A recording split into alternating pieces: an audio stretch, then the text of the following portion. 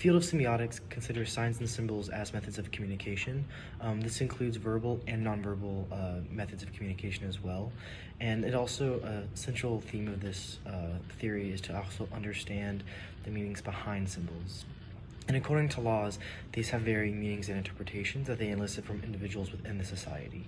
And then also Roland Barthes' theory of semiotics suggests that any given thing can act as a symbol, and his theory splits them into two parts. The symbol is a signifier and is also a signified in the system in which the sign is found. Ultimately, a unified sign is a correlation between these two dynamics. Part 2 examines how a sign's connotation associates the isolated meaning of a sign or symbol to a larger collection of meaning, therefore eliminating its ability to remain an isolated message.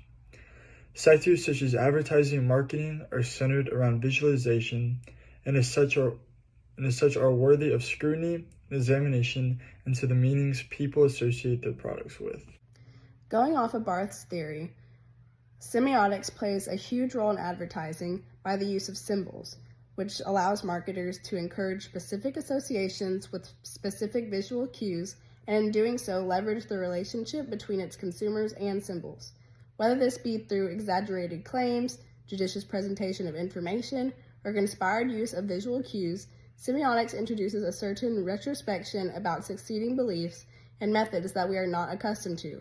This form of manipulation serves as a way for businesses to ultimately take advantage of the inherent trust that consumers possess towards advertising messages. Semiotics are used in advertising for a multitude of reasons, but we will be focusing specifically on their role in misleading consumers, reinforcing societal norms, and creating and communicating one's image. I'm going to be talking about the role of semiotics in advertising using visual elements. And so according to COMM 50, the use of visual elements allows advertisers to easily send a message without the need for many words. So we as people have associated certain imagery with specific products, and the advertisers have taken great advantage of that. Next, in the role of semiotics in advertising, I'll be talking about the visual elements example.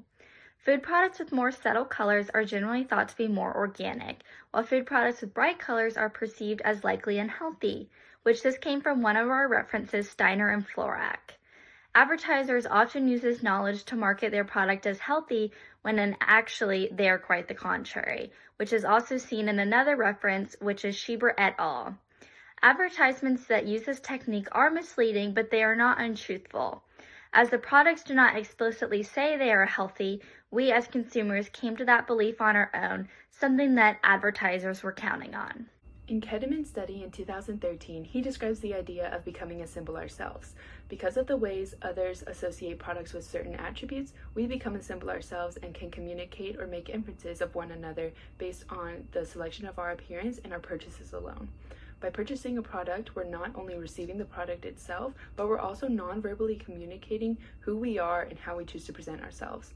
In Jha et al.'s 2017 study, we come to realize that marketing professionals are well aware of this idea and use this knowledge to create advertisements that are made to appeal to how we as individuals see ourselves and how we wish others to interpret us. For example, a Moroccan makeup company heavily capitalized on the COVID-19 pandemic as they prioritized selling their eye makeup because when wearing a mask and all the mask mandates coming out, a person's eyes became the main focal point of the face.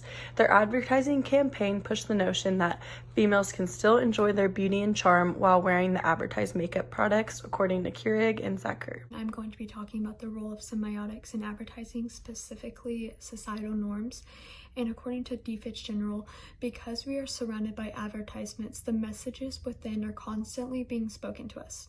Large-scale companies have the unique ability to heavily influence and/or reinforce societal norms through their financial assets, marketing expertise, broad reach, and more. Some companies push for changes in societal norms, while others use their platform to maintain a status quo of the same. For instance, consider perfume and cologne ads. Per our source, by Jha et al., they typically portray a man standing tall and very dominant, with a woman holding on to the man, designed to make her look more inferior to her male counterpart. These type of advertisements that reinforce gender roles are so mainstream that we perceive their messages as being acceptable, when in reality, reinforcing these norms can be quite harmful. What all of these examples have in common is the fact that the advertisement for the product makes an attempt to manipulate the consumer. Having an understanding of semiotics is critical when analyzing the rhetorics, advertisements, and messages that surround us daily. By using semiotics and critical thinking to uncover or realize a symbol's assigned meaning, one is able to determine the message's purpose. They can ask themselves, what is the message, and are there underlying themes here? Does the message attempt to take advantage of or misguide me? According to Beasley and Dinesi, if a person knows that semiotics plays a role in all that surrounds us, they are effectively shielded from being taken advantage of.